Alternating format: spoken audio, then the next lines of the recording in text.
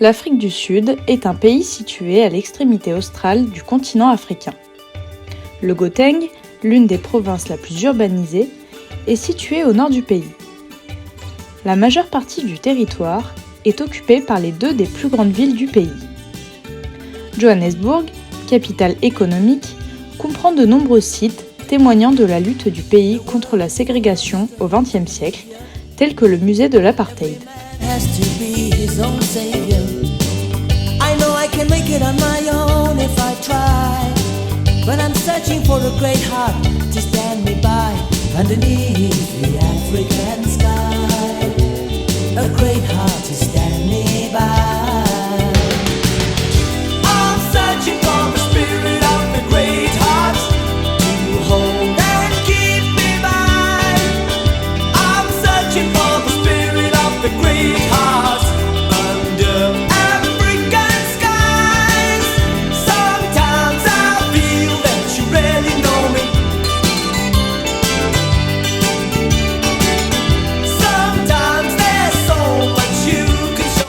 Le plus grand township du pays, Soweto, comprend plusieurs quartiers, certains aisés, d'autres très pauvres. C'est l'une des régions les plus pauvres d'Afrique du Sud. Le township de Soweto a accueilli Nelson Mandela, son ancien domicile est devenu le musée Mandela.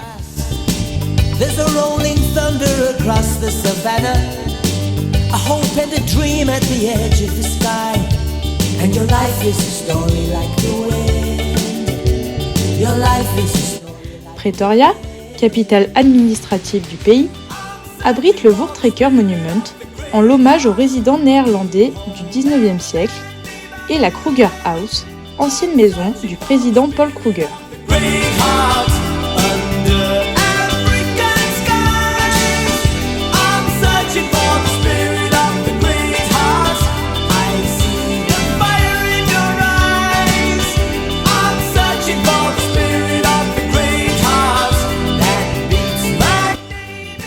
Dans les bâtiments de l'Union Building se trouve le siège du gouvernement sud-africain. Dans les jardins en contrebas, une sculpture rend hommage à Nelson Mandela.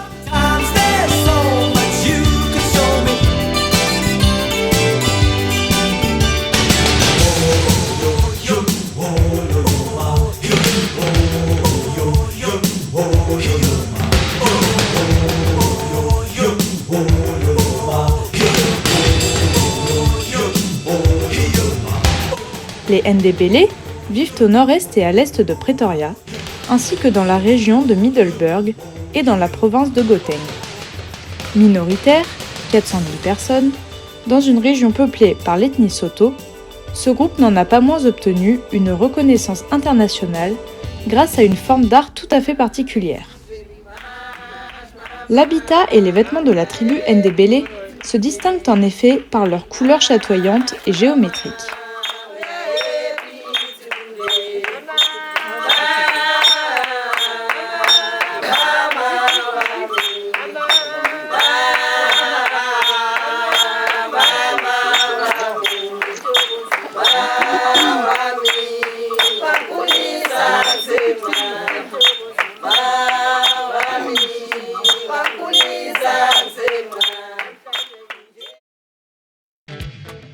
Pilgrim's Rest est un ancien village de mineurs, restauré avec goût et qui n'a pas connu d'adjonction moderne. À l'arrêt de la mine, le village s'est dépeuplé doucement. Pilgrim's Rest demeure un vrai village de chercheurs d'or, à l'authenticité rare, mais aujourd'hui très fréquenté.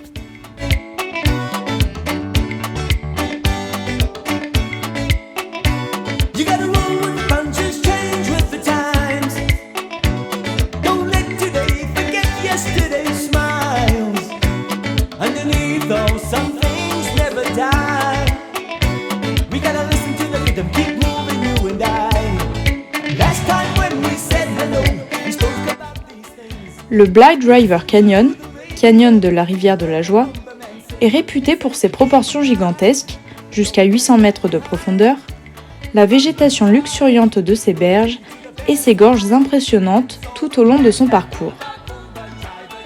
Appelées marmites des géants, des formations géologiques aux formes lunaires doivent leur courbe au confluent des rivières Blythe et Treur. Les violents remous et tourbillons ont érodé la roche, lui conférant cet aspect étonnant. 3 massifs rocheux, appelés les 3 Rondavelles, qui culminent à 600 mètres de hauteur et surplombent la rivière, ont l'allure de huttes traditionnelles zoulou.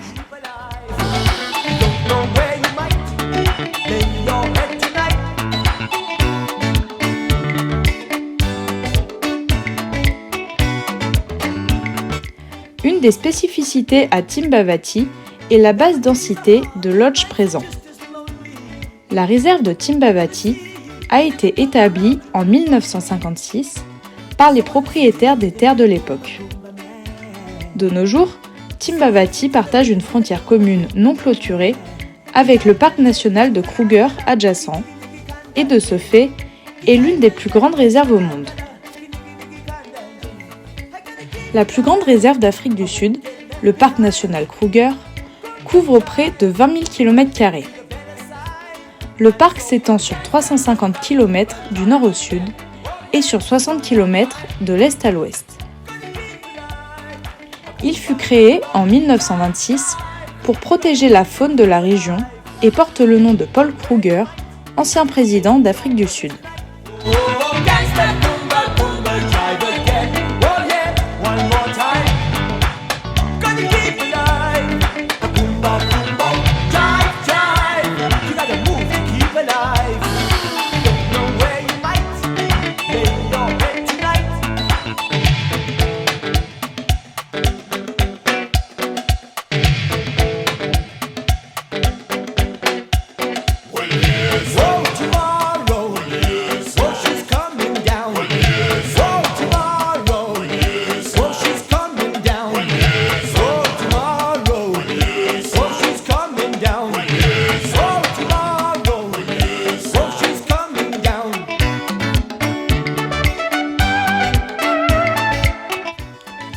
À la frontière Swaziland-Afrique, Matsamo est un petit village zoulou.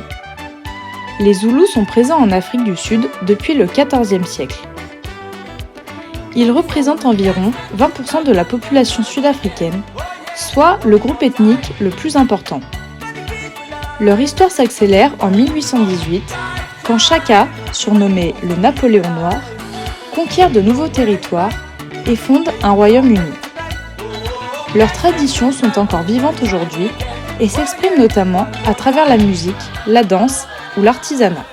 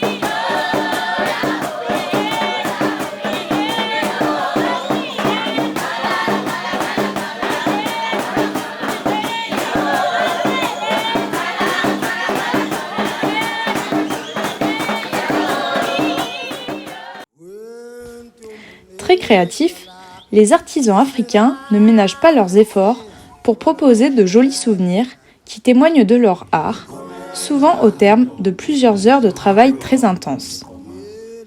C'est souvent ce qui fait vivre toute la communauté, grâce au marché ou aux ventes dans les petites boutiques.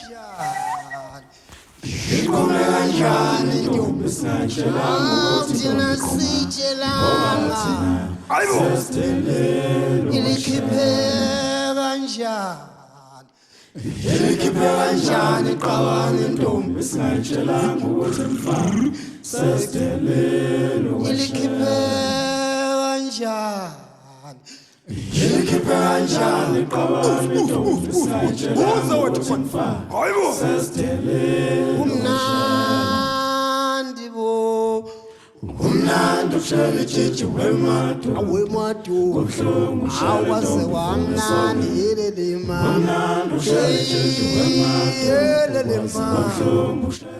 La réserve privée de Zulu-Nyala, au cœur du pays zoulou, est une aire protégée.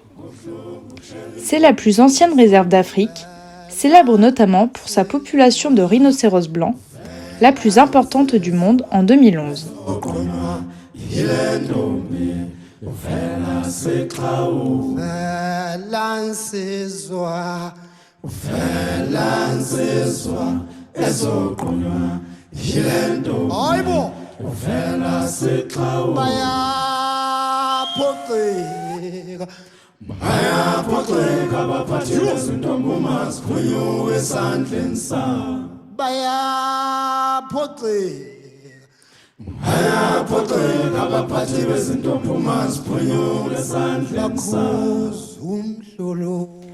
Une réserve naturelle qui comprend le lac de Sainte-Lucie, 36 000 hectares et son estuaire, plusieurs îles et une partie de la réserve maritime côtière font partie de l'écorégion du Maputaland-Pondoland d'Albanie. Le lac de Sainte-Lucie est inscrit sur la liste du patrimoine mondial de l'UNESCO depuis 1999.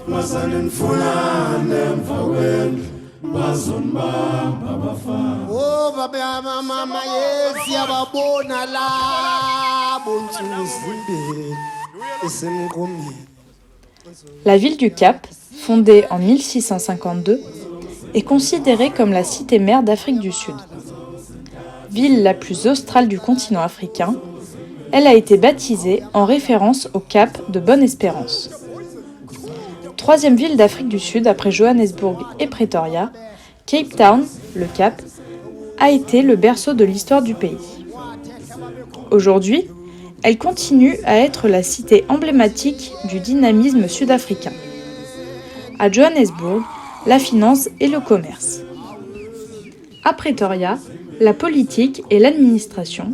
Et à Cape Town, l'énergie et la créativité dans tous les domaines.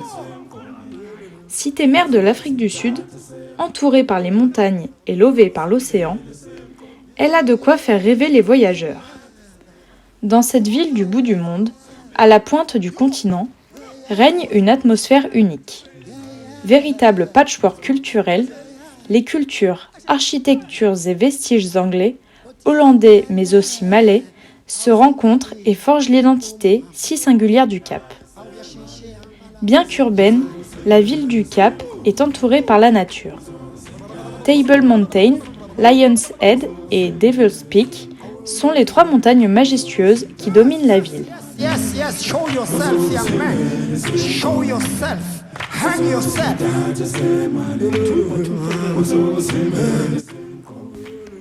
Stellenbosch est reconnu internationalement pour son environnement magnifique.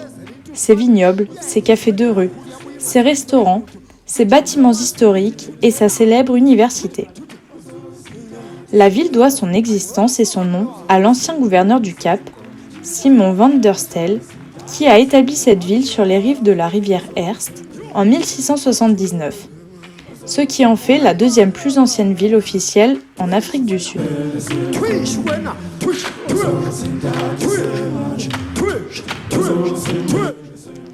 L'incroyable richesse des domaines viticoles est certainement le secret sud-africain le mieux gardé. L'histoire des vins sud-africains remonte à 1659, lorsque la première récolte a été effectuée au Cap, 7 ans après l'arrivée des premiers colons hollandais.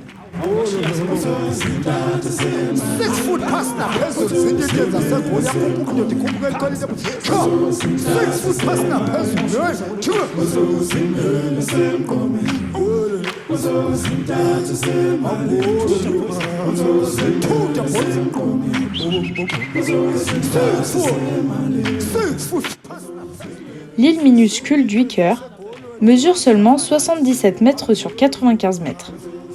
Elle constitue un sanctuaire pour les oiseaux de mer et s'appelle également île aux phoques, en raison de son importante population d'otaries à fourrure du Cap.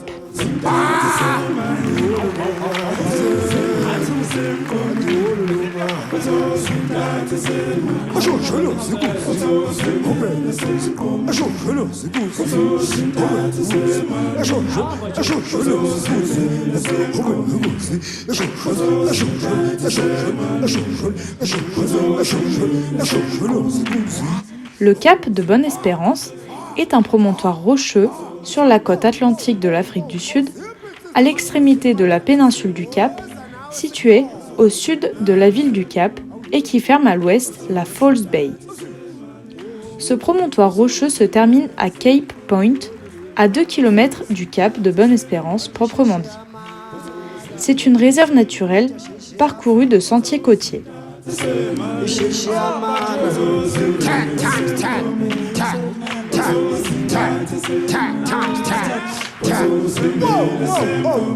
Hang yourself, young man.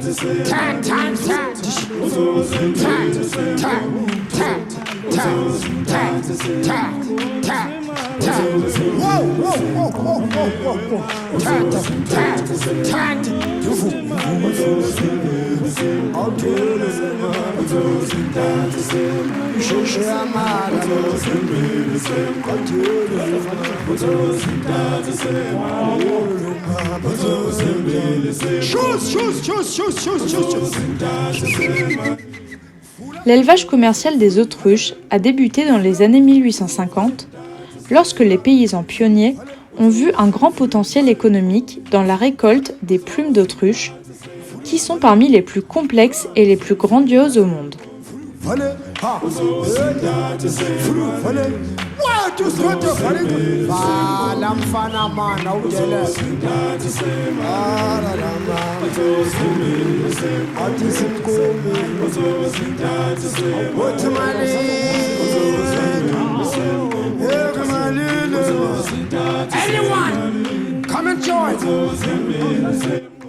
Depuis quelques années, une colonie de manchots a colonisé les plages de The Boulders, près de la station balnéaire de Simonstown.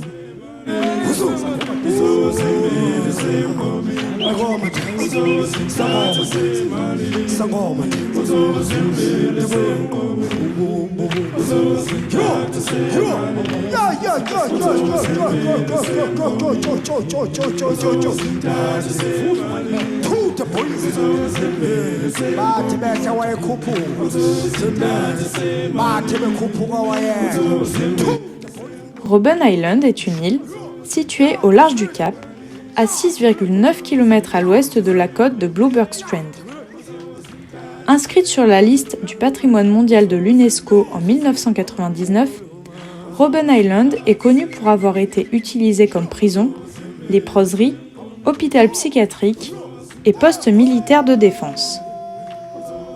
Au XXe siècle, les opposants noirs au régime d'apartheid, condamnés à de longues peines, y furent internés, dont 3 futurs présidents sud-africains, Nelson Mandela, Kgalema Motlanthe et Jacob Zuma.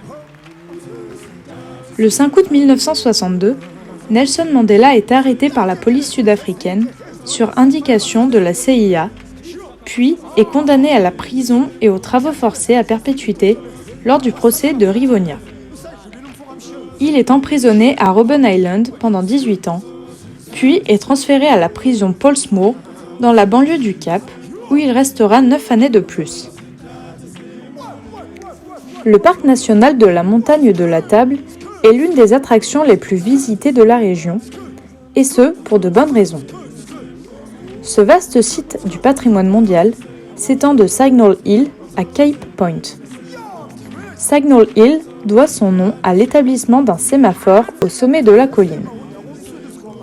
Les pavillons qui étaient hissés permettaient de communiquer avec les navires, fournissant aux marins des renseignements sur d'éventuels dangers, notamment concernant les conditions météorologiques. Par la suite, l'habitude fut prise de tirer une salve chaque jour à midi précise, afin de permettre la synchronisation des chronomètres de marine.